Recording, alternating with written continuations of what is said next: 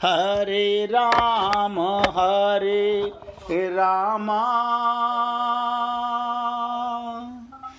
राम राम हरे हरे, हरे कृष्ण कृष्ण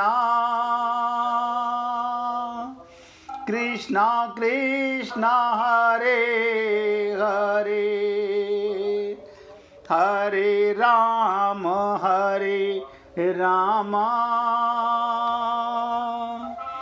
राम राम हरे हरे, हरे कृष्ण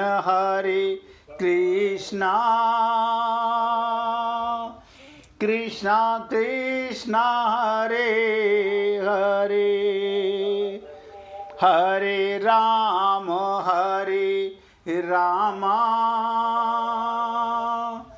राम राम हरे हरे।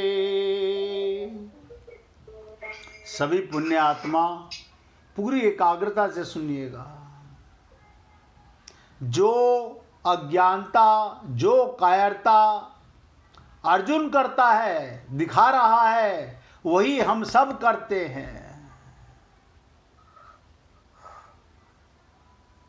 क्या कहता है? मैं कायरता के कारण युद्ध से अलग नहीं हो रहा हूं गुरुदेव। बताओ, भगवान को बता रहा है, मैं कायरता के कारण नहीं अलग हो रहा। फिर किस लिए हो रहा है? धर्म को देखकर।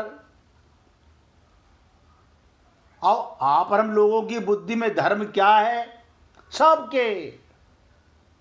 सबके खोपड़ी में अलग अलग धर्म भरा हुआ है। आगे आगे चर्चा आएगी। भगवान कह रहे हैं सर्वधर्माणि परित्यज्य, और हमने अपने अपने धर्म बना रखे हैं।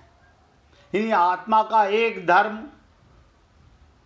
वो भूल गए। जिसे आप हम लोग धर्म मानते हैं वो धर्म है ही नहीं। तो कहता है धर्म को देखकर युद्ध से अलग नहीं हो रहा हूं, परंतु आप कह रहे हो ये कायरता है, ये नपुंसकता है, और तुम्हारे अंदर कहां से आ गई? देखो, भगवान के शब्दों ने अर्जुन को जोश दिला दिया। हे पुण्य आत्माओं, काश आप और हमने भी ये जोश आ जाए। काश आप और हम लोगों के अंदर भी ये कायरता निकल जाए और दुर्बलता खत्म हो जाए, भगवत प्राप्ति का जोश आ जाए।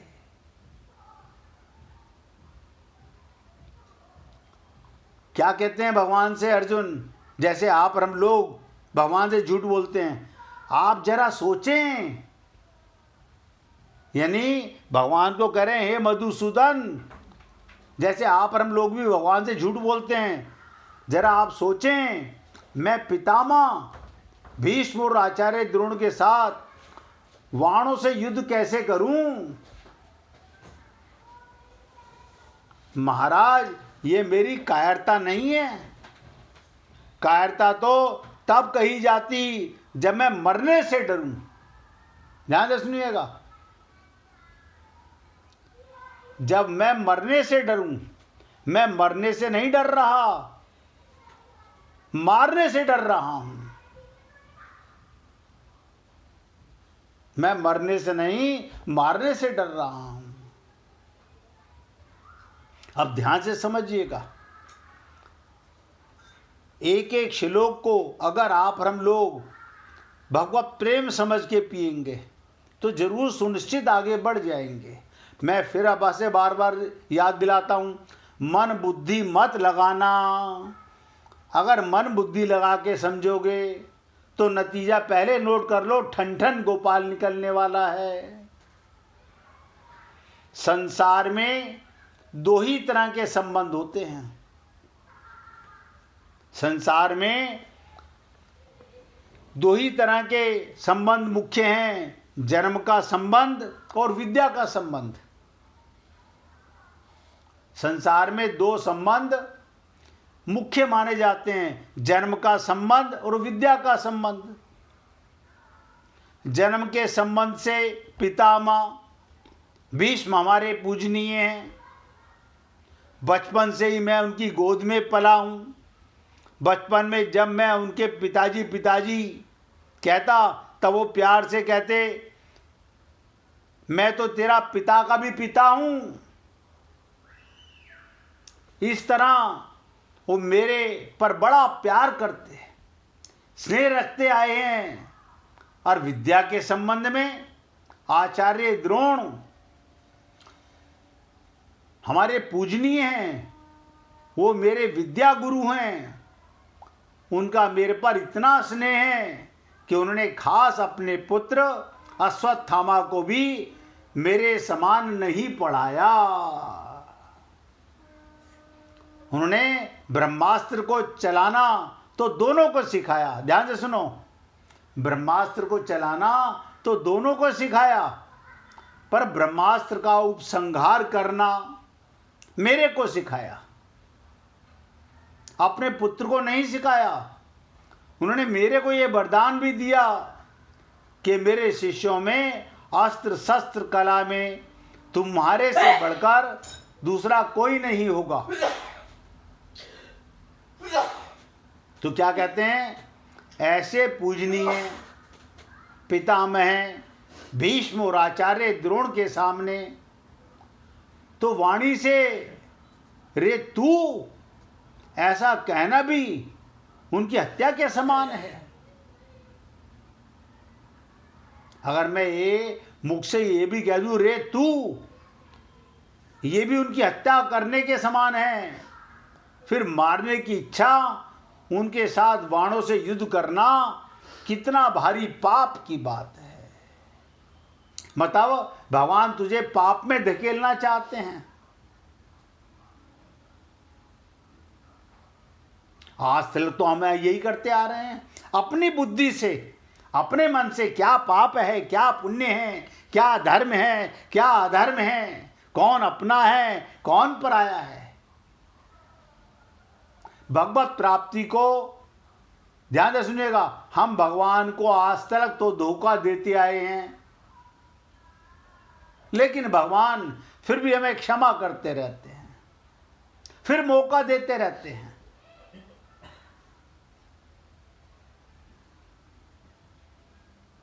तो कहते हैं अर्जुन, संबंध में बड़े होने के नाते पितामह भीष्म और आचार्य द्रोण ये दोनों आदरणीय और पूजनीय हैं। इनका मेरे पर पूरा अधिकार है। ये तो मेरे पर प्रहार कर सकते हैं, मार सकते हैं मुझे, पर मैं उन पर बाणों से कैसे प्रहार करूं? उनका प्रतिद्वंदी होकर, यानी उनके सामने विरुद्ध खड़ा तो हुआ हूं। युद्ध करना मेरे लिए बड़े पाप की बात है। आप और हम लोग भी यही करते करते जीवन गुजर जाता है। हम समझ ही नहीं पा रहे कि कौन मेरा है और कौन मेरा नहीं है।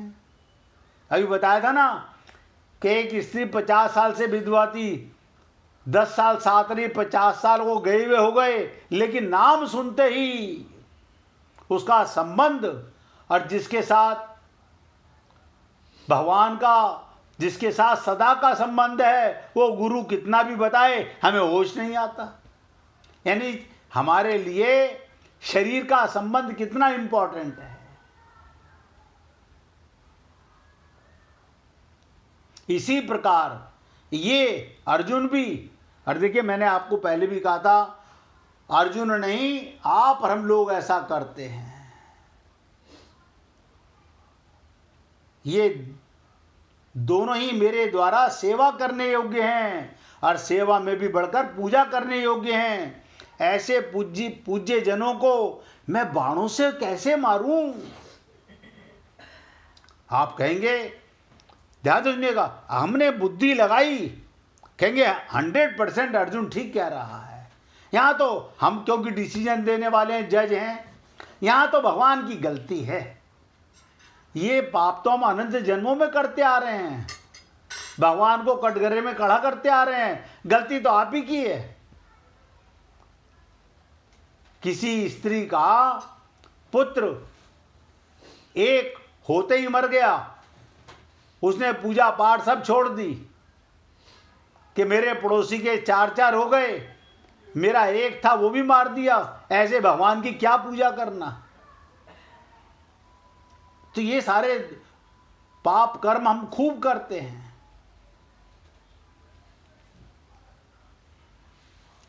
तो अर्जुन में उत्तेजित होकर भगवान से अपना निर्णय कह दिया। बताइए, यानी अपना निर्णय भी सुना दिया।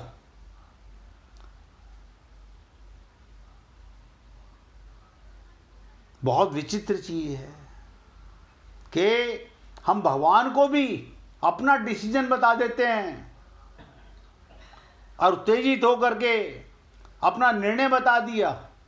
अब भगवत वाणी का असर होने पर अर्जुन अपने और भगवान के निर्णय को संतुलन करने पर कहता है, अब जोश में थोड़ा होश आया, अरे मैंने भीष्म पितामह के सामने, ये तो ठीक है उनका सम्मान करना, लेकिन भगवान का अपमान कर रहा हूं मैं, भगवान के सामने इतनी जोर से बोल रहा हूं। अब संतुलन करने को कहता है। क्या कहता है, ध्यान से सुनिएगा। 5वें श्लोक में देखिए, जहां भगवान की वाणी आएगी वहां बहुत कुछ कहना सुनना पड़ेगा। ये तो अज्ञानी हम जैसा एक्टिंग कर रहा है अर्जुन हमारी तरफ से। कहता है, महानुभाव गुरुजनों को ना मारकर इस लोक में मैं भिक्षा का अन्न खाना भी श्रेष्ठ समझता हूं। मैं गुरु की हत्या नहीं कर सकता, भीख मांग के पेट भर लूंगा, क्योंकि गुरुजनों को मारकर यहां रक्त से सने हुए तथा धन की कामना की मुख्यता वाले भोगों को ही तो भोगूंगा। मैं गुरु की हत्या करके क्या करूंगा?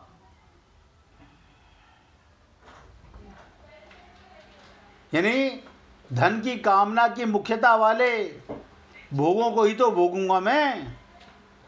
अब अपनी सफाई धीरे धीरे अर्जुन भगवान के सामने प्रकट करता है। आप बताइए, क्या द्रोणाचार्य जी ने ये शिक्षा दी थी? अर्जुन भूल गया जब इसी द्रोणाचार्य गुरु के सामने इसने युद्ध जीता था, भेंडला बनकर के अकेला सारे कौरवों को हरा करके, वो बात भूल गया। गुरु कभी ये ज्ञान नहीं देता, जिसने दिया और शिष्य पक्का होगा तो गुरु का त्याग कर देगा।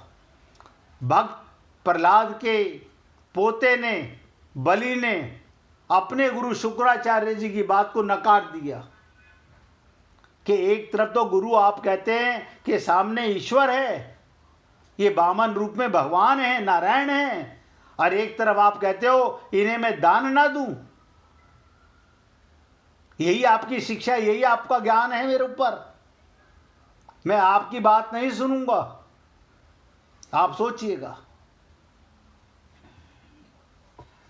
यही अर्जुन, वहां कुछ और स्थिति थी, यहां कुछ और स्थिति है। इसका मतलब अर्जुन कायर नहीं, हम लोगों के ऊपर भगवान की ये वाणी बता रही है। अब ध्यान से सुनिएगा, इस श्लोक से ऐसा प्रतीत होता है कि दूसरे तीसरे श्लोक में भगवान के कहे हुए वचन अब अर्जुन के भीतर असर कर रहे हैं। अब गुस्से से नम्र होने लगा, अब असर कर रहे हैं। इससे अर्जुन के मन में ये विचार आ रहा है कि भीष्म, द्रोण आदि गुरुजनों को मारना धर्मयुक्त नहीं है। ऐसा जानते हुए भी भगवान मुझे बिना किसी संदेह के, देखिए कमाल की चीज क्या कह रहा है, आप ऐसा जानते हो फिर भी भगवान मुझे बिना किसी संदेह के युद्ध के लिए आज्ञा दे रहे हैं। आज तक तो यही हुआ है, हम ना तो किसी गुरु की बात को मानते, ना भगवान की बात को मानते। हम तो अपनी खोपड़ी, अपनी बुद्धि, अपने मन की बातों को और ये शरीर के रिश्तों को इतनी अहमियत देते हैं कि समझ ही नहीं पा रहे कि मैं शरीर में आया क्यों हूं। भगवत प्राप्ति का मतलब क्या है? इस देह में हरि मिलते, वो हरि कैसे मिलेंगे? ये आगे नहीं है मन के अंदर। अपने मन मियाँ मिट्ठू बने में जो मैं कर रहा हूं वो ठीक है, ना मैं गुरु की सुनूं ना भगवान की सुनूं। अब सोच रहा है कि ये सब जानते हुए भी भगवान बिना किसी संदेह के, यानी भगवान को कोई डाउट नहीं है। भगवान तो कह रहे हैं तू कायरों की भांति हथियार मत पटक, उठा और युद्ध कर। तो मन में क्या आ रहा है अंदर, कहीं ना कहीं मेरी समझ में कोई गलती तो है। आप हम लोगों को अब तक भगवत प्राप्ति नहीं हुई, कारण क्या है? कोई गलती है हमारी। मैं देखो अपने मुंह से अपनी अज्ञानता बताने जा रहा हूं। आज से 22 साल पहले भी मैंने यही गीता का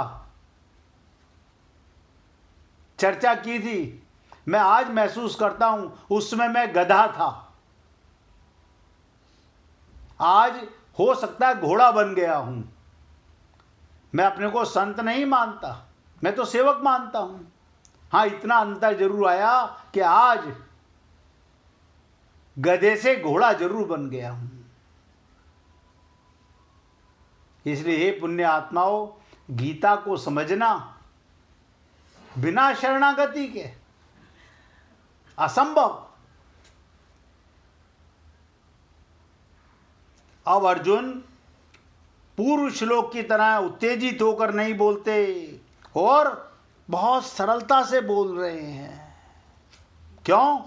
उनको ये भी आ गया होश में कि सामने भी मैं किसको बोल रहा हूं, मेरे रथ पर कौन विराजमान है। आप और हम लोग जिस भगवान की पूजा पाठ, जिस गुरु का अपमान करके आ जाते हैं, अंदर बाद में फिर पछताए क्या होते हैं जब चिड़िया चुग गई खेत। आज तक यही होता आ रहा है। अब अर्जुन पहले अपने पक्ष को सामने रखते हुए कहते हैं कि अगर मैं भीष्म, द्रोण आदि पूज्य जनों के साथ युद्ध नहीं करूंगा तो दुर्योधन भी अकेला मेरे साथ युद्ध नहीं करेगा। सफाई दे रहा है, जब मैं युद्ध नहीं करूंगा तो दुर्योधन भी युद्ध नहीं करेगा। इस तरह युद्ध ना होने से मेरे को राज्य नहीं मिलेगा, जिससे मेरे को दुख पाना पड़ेगा, मेरा जीवन निर्वाह कठिन हो जाएगा। यहाँ तक कि क्षत्रियों के लिए निषिद्ध भी भिक्षावृत्ति है, उसको भी जीवन निर्वाह के लिए ग्रहण करना पड़ सकता है। मुझे भीख मांग करके भी पेट भरना पड़ सकता है, उसको भी जीवन निर्वाह के लिए मैं ग्रहण कर लूंगा। परंतु गुरुजनों को मारना, मैं उस कष्टदायक भिक्षा वृत्ति को ग्रहण करूंगा। अगर कोई मुझसे कहे कि तुम्हें भीख मांगना मंजूर है या युद्ध से कायरता पीठ दिखा के भागना, तो मैं भाग जाऊंगा, मैं भीख मांग लूंगा, लेकिन गुरुजनों को नहीं मारूंगा।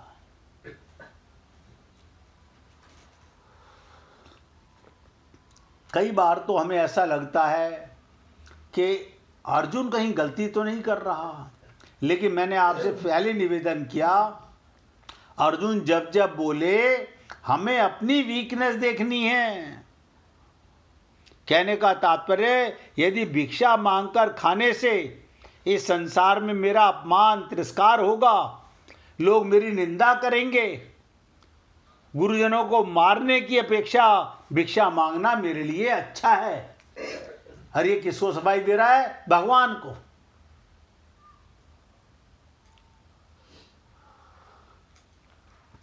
हम भी भगवान के पास मंदिर में जाते हैं, हम प्रभु जी आप मेरी ये कामना पूरी कर दो, मैं देखो आपको 1.25 मन ही चढ़ाऊंगा। अरे मूर्ख, 1 मन तो तुझसे दिया नहीं गया गुरु को और भगवान को, तू 1.25 मन कहां से लाएगा?